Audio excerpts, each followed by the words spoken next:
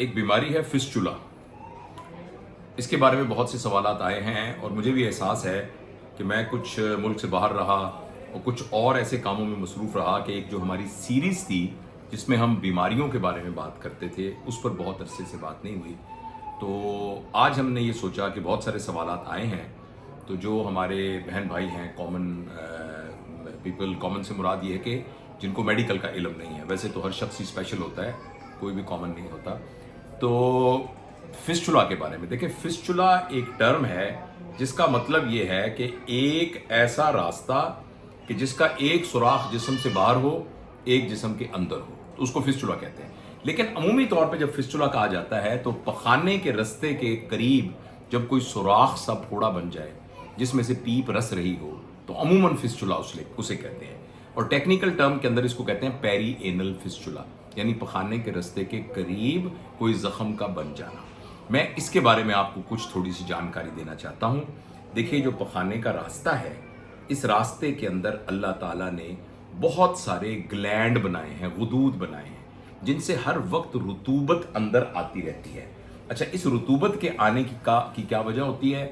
تاکہ وہ جگہ گیلی رہے اور جب پخانہ آئے تو سخت پخانے کی وجہ سے اس میں زخم نہ بن جائے.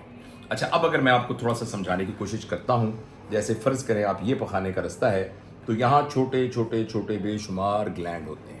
اچھا، اب ہوتا یہ ہے کہ ان میں سے اگر کسی ایک گلینڈ کا، فار ایگزامپل یہ والا، اس کا منہ بند ہو جائے تو جو اس کی رطوبت ہے وہ اندر اکٹھی ہونی شروع ہو جاتی ہے اور وہ اندر اکٹھی ہوتی یہاں تک پہنچ کر پیپ کی شکل اختیار، اور چونکہ وہ اندر بند ہوتی ہے تو وہ پیپ کی شکل اختیار کر لیتی ہے. اچھا، جب وہ پیپ کی شکل اختیار کرتی ہے تو اس کو پھٹنے کی کوئی جگہ نہیں ملتی، تو وہ پخانے کے رستے کے ارد گرد جو بٹکس ہیں تو وہاں سے یہ پھٹ جاتی ہے. اچھا، جب یہ پھٹ جاتی ہے تو اندر سے ساری رطوبت نکل جاتی ہے. اچھا، اب میں دوسری طرف بنا کے سمجھاتا ہوں. جب وہ رطوبت نکل جاتی ہے تو پریشر ختم ہوتا ہے تو یہ منہ اس کا کھل جاتا ہے، لہٰذا یہ اس طرح سے ایک رستہ بن جاتا ہے. یعنی ایک سوراخ کا منہ اندر، ایک سوراخ کا منہ باہر. اس کو ہم کہتے ہیں فسچولا. اور مریض کے اندر اس کی علامت یہ ہوتی ہے کہ پخانے کے قریب ایک پھوڑا سا بنتا ہے، وہ سوجتا ہے، اس میں درد ہوتا ہے اور پھر اس کے بعد وہ پھٹتا ہے، اس میں سے پیپ نکلتی ہے. جب پیپ نکلتی ہے تو کوئی سکون آ جاتا ہے، پھر وہ دوبارہ کبھی کبھی بند ہو جاتا ہے. یا یہ ہے کہ ہر وقت مریض کو پخانے کے رستے کے نیچے کوئی پیڈ، کوئی ڈریسنگ، کوئی رومال، کوئی ٹیشو پیپر رکھنا پڑتا ہے، ورنہ وہ جگہ گندی رہتی ہے ہر وقت. اور کبھی کبھی یہ کہ وہ بہت زیادہ پھول جاتا ہے، پھر کبھی خود پھٹ بھی جاتا ہے، کبھی وہ خود نہیں بھی پھٹتا. اچھا، اب اگر اس طرح کا فسچولا ہو جائے تو کیا کریں؟ یہاں ایک چیز اور سمجھنے کی بہت ضروری ہے، وہ بھی میں آپ کو دوسرے کاغذ پہ ایک ڈائیگرام بنا کر سمجھاتا ہوں. یہ دیکھیے، پخانے کے رستے کے یہاں اللہ تعالیٰ نے پخانے کے، میں آسان کرنے کے لیے سمپل بتا رہا ہوں، اتنا سمپل ہوتا نہیں ہے ویسے. آپ یہ سمجھیے کہ پخانے کے رستے کے ارد گرد اللہ تعالیٰ نے ایک طرح کا ایک رنگ بنایا ہوتا ہے جس کو ہم سفنٹر کہتے ہیں، جو کہ پخانے کو کنٹرول کرتا ہے. جیسے کسی شخص کو پخانے کی حاجت ہو تو اس کا دل تو نہیں چاہتا کہ وہ اس کا دل تو نہیں چاہتا کہ وہی خود بخود پخانہ نکل جائے. اس کو وہ مناسب جگہ کا یعنی اہتمام کرتا ہے، مناسب موقع کا اہتمام کرتا ہے اور وہاں جا کر پھر پخانے کا اخراج کر سکتا ہے. اس چیز کو جو کنٹرول کرتی ہے وہ یہ سفنٹر کنٹرول کرتا ہے. اچھا، یہ بتانا اس لیے ضروری ہے کہ جس فسچولا کا میں نے ذکر کیا یہ دو قسم کے ہوتے ہیں بنیادی طور پر. ویسے ٹیکنیکلی بہت ساری قسمیں ہیں مگر عام آدمی کے سمجھنے کے لیے دو طرح کے ہوتے ہیں. پہلا یہ ہے کہ اس کی اندر والا سوراخ اور نیچے والا سوراخ دونوں کے دونوں، یہ اندر والا سوراخ جو ہے یہ اس پٹھے کے یا سفنٹر کے نیچے کھلتا ہو، اس کو ہم لو فسچولا کہتے ہیں. اور دوسرا امکان یہ ہے کہ یہ جو اندر والا سوراخ ہے وہ اس فسچولا کے اوپر کھلتا ہو اور وہ اس طرح سے موجود ہو، اس کو ہم ہائی فسچولا کہتے ہیں. اس کی بہت ساری اور قسمیں بھی ہیں مگر آپ یاد رکھیے کہ یہ دو طرح کے ہیں، ایک لو فسچولا، ایک ہائی فسچولا. اچھا، اب ان کا علاج کیا ہے؟ دیکھیں، پہلی بات تو یہ ہے کہ فسچولا کا علاج آپریشن کے بغیر نہیں ہے، اس کا علاج آپریشن ہی ہوتا ہے. اور بہت دفعہ لوگ اس کو بواسیر کہنا شروع کر دیتے ہیں اور بعض اوقات ایسے عطائیوں کے ہاتھوں چڑھ جاتے ہیں جو اس میں کچھ انجیکشن وغیرہ لگانا شروع کرتے ہیں یا کچھ اور کرتے ہیں. تو پلیز آپ یاد رکھیے کہ ایک مستند ڈاکٹر تشخیص کر سکتا ہے کہ یہ فسچولا ہے. جب یہ فسچولا ہو تو اب ہم نے یہ پتہ چلانا ہوتا ہے کہ یہ ہائی فسچولا ہے یا لو فسچولا ہے.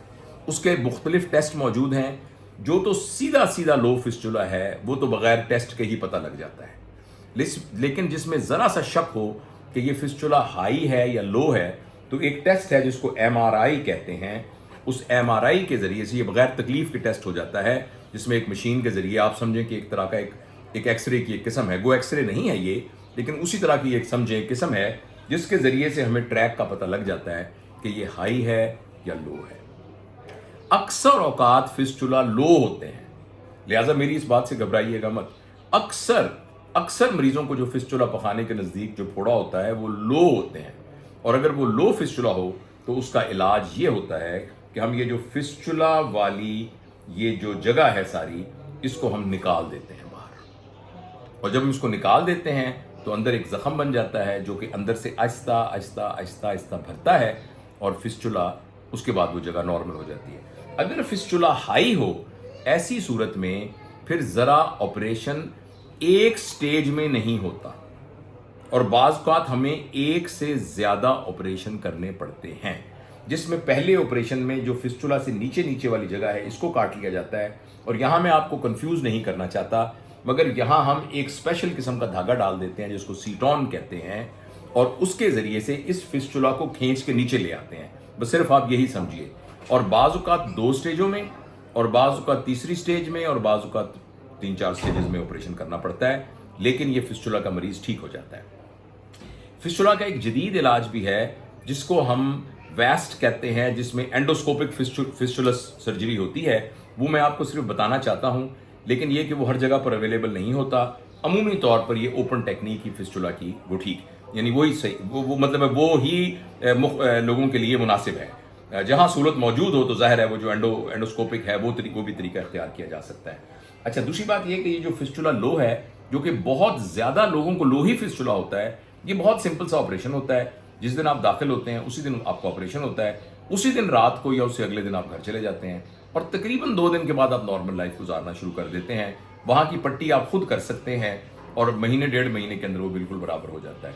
अलबत्ता हाई फिस्टुला के अंदर हमें मुख्तलिफ स्टेजेस में ऑपरेशन करना पड़ता है। आखिर में एक बात और सिर्फ कि ये तो है जो सिंपल फिस्टुला है, लेकिन प्लीज़ आप याद रखिए कि कुछ केसेस में ये फिस्टुला, ख़ास तौर पर अगर ये एक से ज़्यादा जगह पर हो, यानी पखाने के रास्ते के एक सुराख, दूसरा सुराख, तीसरा सुराख, चौथा सुराख हो, तो ये फिस्टुला टीबी की वजह से भी हो सकता है, एक बीमारी अल्सरेटिव कोलाइटिस है उसकी वजह से भी हो सकता है, एक बीमारी क्रोन्स है उसकी वजह से भी हो सकता है, और कुछ केसेस में एड्स की वजह से भी हो सकता है। मगर ये बहुत ही रेयर है, लेकिन चूंकि मैं मालूमात दे रहा था तो इसलिए ये बताना ज़रूरी है। अमूमन जो मरीज़ बहुत कमज़ोर होंगे, बहुत लागत से होंगे, और बहुत अरसे से बीमार होंगे, और साथ उनके फिस्टुला भी हों, तो ऐसी सूरत में ये बहुत ज़रूरी है डॉक्टर के लिए कि वो ये देखे कि कहीं ये टीबी या कैंसर या अल्सरेटिव कोलाइटिस या क्रोन डिजीज़ या एक बीमारी जिसका मैंने नाम लिया एड्स, कहीं ये वो बीमारी तो नहीं है। मगर ये ज़ाहिर है मरीज़ का काम नहीं है, ये डॉक्टर का काम है। तो लिहाजा मुझे उम्मीद है कि इन मालूमात से आपको ये इस बीमारी के बारे में पता चला होगा।